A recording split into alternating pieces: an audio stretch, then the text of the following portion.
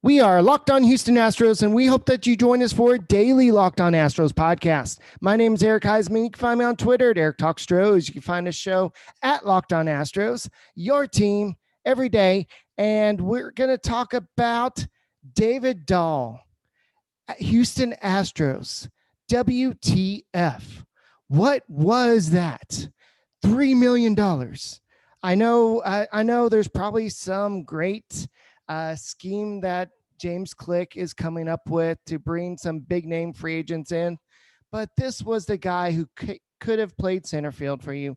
This could have been a temporary stopgap, but we will talk about that and a lot more on this episode of the Locked On Astros podcast. You can get Locked On Astros on the podcast app Himalaya, as well as Google Podcast, Apple Podcasts, and Spotify. When you get in your car, tell your smart device to play a podcast, Locked On Astros. So, what exactly happened on Friday night? I know you and I both kind of uh, talked about maybe doing a show. What happened to David Dahl? I don't know, but you know where they can find me on Twitter? They can find me at H-Town Wheelhouse on Twitter. They can find me at Stros411 on Twitter, Instagram, and Facebook. Always positive, always Stros. You come over to the guy's house, you eat dinner with him, you break bread, and he can't even remember to ask, hey. Well, all these pop-ups started popping up on my you screen. Were I'm so like, distracted. yes. I wanted to break in and say something, but it's all good. And the camera adds 10 pounds now that I'm over here. So whatever. So let's apparently, lower it down a little bit. Yeah, there you go. Oh, there you go. Show the gut. Apparently, the Arlington Rangers picked up David Dahl, and I don't know why you would go to the Rangers, to be honest with you. I mean, if I'm David Dahl, maybe the Astros didn't even make him an offer. Is what That's I'm what thinking. I'm thinking. I know that James Click said that he had some interest in some of the non-tendered outfielders, but he's kind of that low risk, high reward type of guy. Yeah, $3 million. That's what you would give a reliever, like a bad reliever. You could have offered him 3.25. You know, I mean, you could have thrown in some bonuses. You know, if he, I don't know, throws out two people at home, you give him $50 or something. I don't know. Like, the guy's going to play at Home Depot Stadium, and so you know, oh well, he's going to be a division rival, and I know it would have been kind of cool to bring him back, or bring him here, because I believe he's got some ties to the local area. But then again, maybe the Astros, with his injury issues that he's had and things like that, they didn't want to take a risk on that. But then again, like you said, it's low risk, high reward. They've got their eyes on somebody. I don't think that the center field market is dead for the Astros. Like, darn it, they got our guy. Let's stick with Miles Straw. You know, I don't think they're doing that. Somebody on Twitter pointing out that where did James Click come from? From the Rays. And the Rays have been always a kind of a team that they don't spend the big bucks.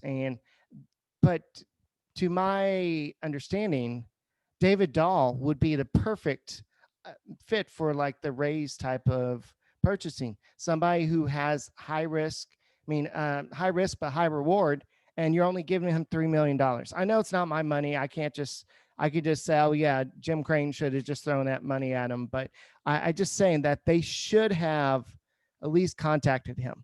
And so I don't know if this is Click being like the Rays are, but if you're going to go out and sign Carlos Correa, that's not doing what the Rays do. So I don't think the Astros are trying to be the Rays. I think the Astros are trying to extend their window whatever way possible, and it's most likely going to be via Carlos Correa. But if you need somebody to fill the outfield spot, I think David Dahl for 1 year, 3.2 million, something like that, to keep him out of Arlington.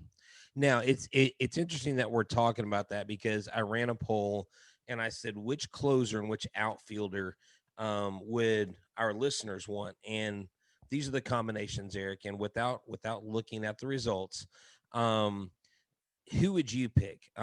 Rosenthal and Jackie Bradley Jr., Brad Hand, Tyler Nyquin. I hope I'm saying his name right. Archie Bradley, Eddie Rosario, or Colomé and Albert Almora from the Cubs. Of those pairs, which one do you think sounds most favorable? I like Brad Hand. Who was Bradley was Rosenthal. I think I like Bradley. I think if you're looking for a true center fielder, he is a true center fielder. He's the guy that can go out there. David Dahl was kind of a stretch, but same time, he's young enough, but he's dealt with injuries. So I think Brad, I don't really know a lot about Tyler Naquin, however you say his name. But I think that Jackie Bradley Jr. would be perfect on this team playing center field. And then you get somebody like Eddie Rosario or Michael Brantley to return. But here's what's not going to happen. You're not going to go get Michael Brantley and Eddie Rosario because they're basically the same. They're both left fielders. And Right. No, yeah. So someone asked me why I didn't include him on this poll. Well, my original intent was center fielder, and then I realized when I put Eddie Rosario in there, my original question was closer and outfielder, and then I ended it with saying center fielder. And yes, Eddie Rosario is a left fielder, but 48% of the people, almost 50%, said Rosenthal and Jackie Bradley Jr. And I think what he offers you by the way of his glove, with the potential he has with the way of his bat, how well he's hit in the playoffs at Minute Maid. To me, if a player can hit in our park in the playoffs, that's a big deal because that's a pressure situation. That is a high leverage situation. So that person should be more comfortable or be able to fall into a regular hitting role in that ballpark. If they feel comfortable crushing the ball at a Minute Maid Park in the playoffs and they hit for a high average, why couldn't they reproduce that in the regular season, being a part of that team, getting to know that ballpark? And I think the center field plays well because it's not that big of a center field. It doesn't play that big, but I think Jackie Bradley Jr. can cover from corner to corner in the center field area for Minute Maid Park. What do you think about? Do you think? I mean, we haven't heard anything about Archie Bradley. We haven't heard anything about Colomay. We haven't heard anything about Rosenthal. We've heard some rumors about Hand here and there. Why aren't we hearing about closers? Is it because of this depressed reliever market that Ken Rosenthal's mentioned? yeah, I think so. And I think, especially with the Astros, I think the primary focus is the outfield right now because they technically do have a closer in Ryan Presley. I know you may not be able to trust him all the time, but for the most part, you know what you're going to get from him. And hopefully he's healthy in 2021. So we'll have to see what happens there. But uh, as a recently single guy, this analogy kind of came up to me. If the Astros are waiting for George Springer to make up his mind, for say, for example, or even Michael Brantley, so we're waiting for this girl that can't make up her mind. She's like, oh yeah, you're cute, but the Yankees are a little bit cuter, or the Mets are a little bit they're a little bit better, but you're a nice guy, and I like playing here, but I'm not sure if I'm ready to commit, that type of thing.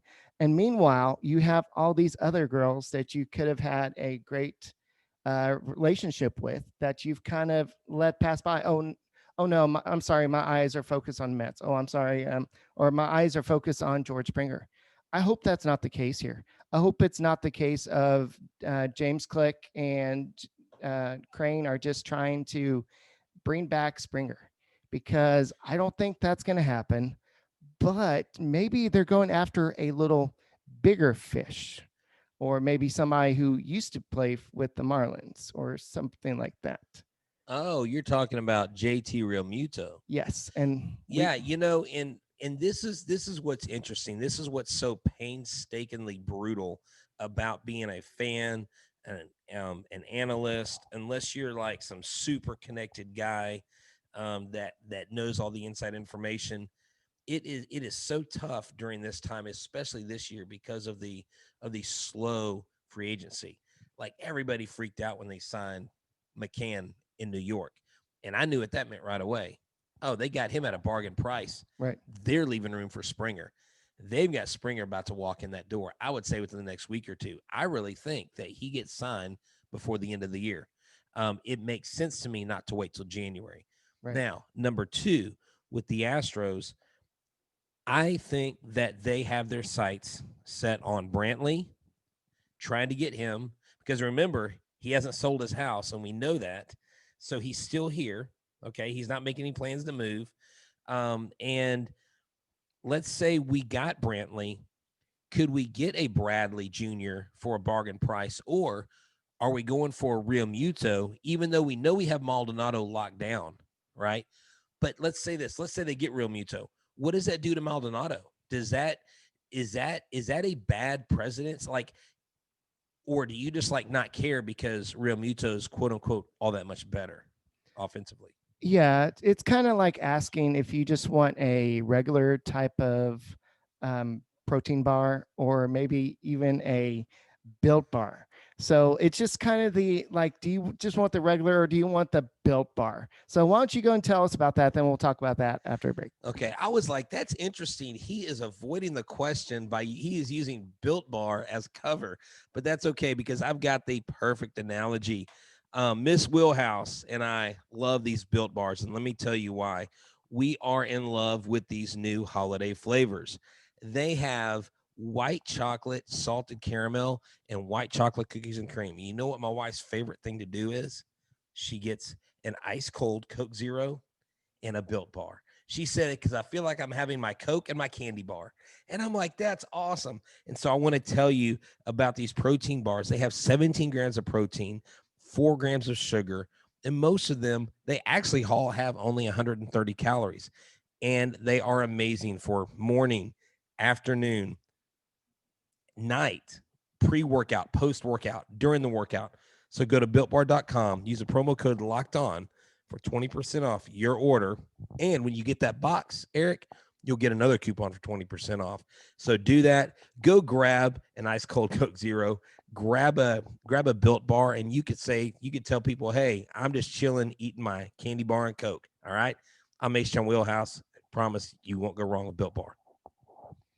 No, I was not avoiding the question. I was just trying to segue into this next segment, which is the going to be the JT Realmuto segment. And I was reading an article on the Athletic, and I was thinking about it. At first, I'm like, you know what? It makes no sense because if you think about it, Martin Maldonado, a lot of players said that he was the MVP of the 2020 season because he caught the most games of any catcher. He kind of brought that offense when you weren't expecting the offense. A lot of people credited him their success by having him catch them. So yes, but Martin Maldonado is around for one more year. And then who do you got? You got Corey Lee. So here's the thing. Um, I know that James McCann was what, 4 years, 40 million? 4 years, 40 million. Yes. Okay, so that's 10 million per. So there's no way that Realmuto would take that. I think minimum, I think it's gonna be something like 4 years, 65 million. And you'll have to do my math there, but that's something that they could do, or maybe even more. I don't know, but think about it this way. Yes, JT Realmuto is probably one of the best defenders as a catcher. He's also got the offense. He can hit you some homers here or there. But let's just say you can't afford to sign Michael Brantley. George Springer, we already know he's gone. And you don't get anybody to really beef up the offense. JT Realmuto will do that. Yeah, see, his market value right now, Eric, the problem is it's 22 million average salary, according to Sport Track.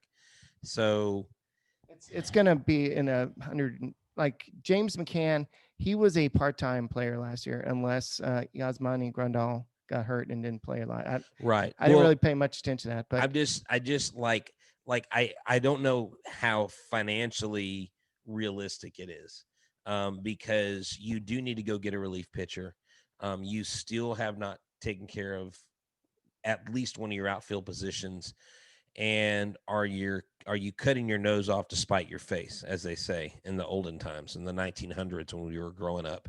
You know, I would love JT Realmuto on this team. I think he makes sense because of what he brings offensively. He's younger, but at the same time, how does that hurt the team financially going forward in the future? Right. Mhm. It's not like you're mortgaging the team necessarily. You're not giving up draft picks or prospects for him. You're signing him, right? But at what cost? And I don't think James Click is going to be thinking like that. Here's the thing. It's really hard for us to imagine what's going to happen because we really don't.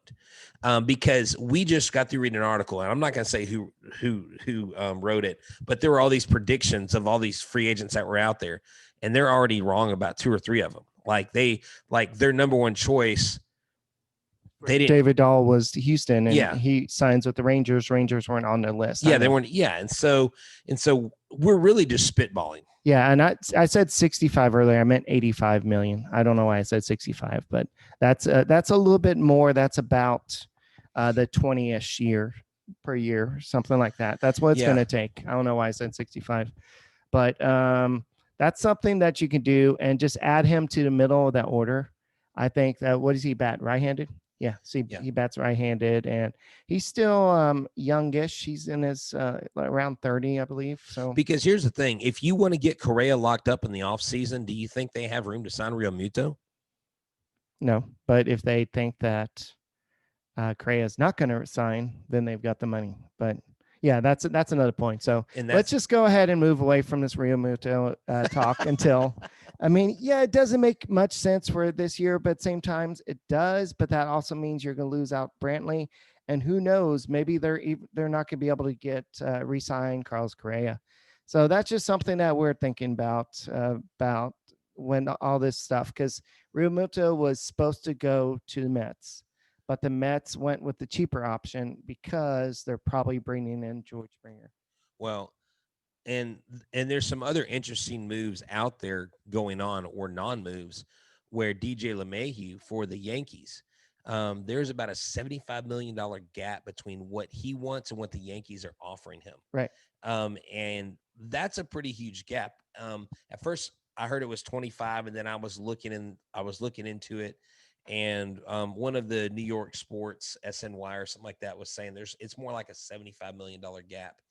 And that's a huge gap.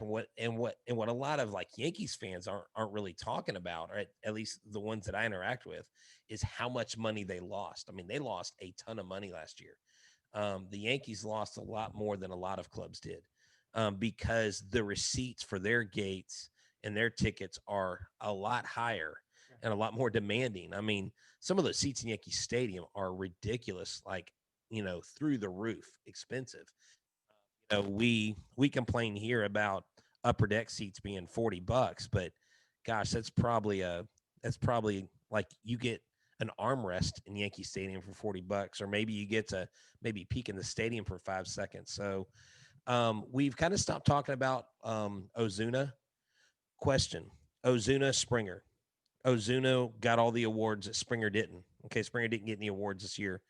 Do you think Ozuna signs before Springer? Or do you think – see, I think the Mets, personally, I think they sign Springer sooner rather than later. But do you think someone sneaks in and grabs Ozuna? And if he gets signed first – let me ask you this question instead. If he gets signed first, does that help Springer or hurt Springer? I think it helps set the market for Springer, because his agent's going to say that he is definitely more valuable in the postseason than Ozuna is. And Ozuna may have had a better 2020, but we saw how George Springer can just carry a team in the playoffs. So you have to look at the overall package, because Springer is the leadoff guy. He's a guy that brings a lot of energy to the clubhouse, and he is a team leader, and he helps pump people up. So that's something you've got to take in consideration. But Ozuna is a guy I think the Astros are probably looking at pretty hard. I think right now it's probably Brantley, and then Ozuna, then maybe let's do Brantley, Bradley, and then Ozuna. Ozuna is kind of the let's try to get Brantley to sign for cheap, and then let's try to get our center fielder, and then we can go for Ozuna. Because I think that him and Springer are going to take a long time. I'm opposite of where you are. I think that the big contracts are not going to happen right away, because teams are not sure where they are financially, and they're not going to just want to jump in. And a lot of people are gonna, because if Springer gets 25 million per, that means, and Azuna hasn't signed yet, that means Azuna is going to say, hey, well, if Springer got this, I think I should get at least 24. Well, yeah, Something. because right now their market value is about a $5 million separation, where Springer's valued at 25, Ozuna's valued at 20. But one of the things that actually, I don't even know why I haven't brought this up until now, but the Phillies just hired Dave Dombrowski. That dude spins like a drunken sailor, and that may be an open door to keep Realmuto in Philly, even though they announced all the money they lost. When the rumors came out about Zach Wheeler, they're like, oh no, we're not trading him. We're not, everybody's freaking out. So to me, although I just got through stating that it is a slow and arduous task to be a fan in this offseason, the things that happen may be actually some interesting plot twist. Dave Dombrowski mortgages the team to bring back Realmuto. I mean, what's going to happen, right? But I think the Astros, and I take a little different road. I think they go hard after Brantley. I think they have their eyes set on, they know they want to go after Jackie Bradley Jr., but I believe they're looking at these other mid-level guys. We haven't even talked about Robbie Grossman, I believe, out in left field. You could bring him on if you can't bring Brantley. The thing is about outfield is there are a lot of serviceable, average to above average outfielders that have decent bats and that have really good gloves. Um, and who knows? I mean, I don't think we know what this team's going to look like until the pitchers and catchers report. And even then, we may still be asking questions. Yeah, I think this is going to be a year where we have like a Keuchel, not necessarily Keuchel, but somebody kind of not having a job. Who else was it? Craig Kimbrell that one Yeah, year? yeah. Kimbrel, Keuchel, there was Yeah. like mid-season signings and that. Right. Yeah. Just because the money isn't there right now after the pandemic and And a shortened season. that was pre-pandemic. Yeah. That wasn't even like, That's when the market was kind of already on the way down. So we'll have to see. And it's just crazy to think the Real Muto does make a little sense for the Astros, but at the same time, are you actually mortgaging your chances of bringing back Carlos Correa? So I know that catcher is a pretty important position, but Martin Maldonado, I'm sure if the Astros win again in 2021, I'm sure he'll say, hey, I'll come back for another year. Hey, I'll come back for another year. He keeps on coming back. He's like the cat. They came back the very next day.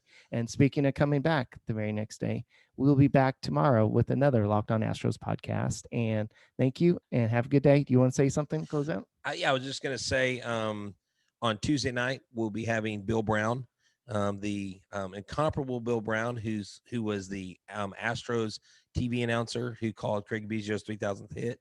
Our man Clay Hensley with the pros perspective will be here Wednesday. And so we've got some good things to look forward to, and be listening this week, because we're going to talk about things like Jeremy Pena, how he's tearing it up where he's at in his winter ball, and just, I mean, what we have in the minors and prospects. So those are things that you can look forward to here on Locked On Astros. All right. We will talk to you tomorrow.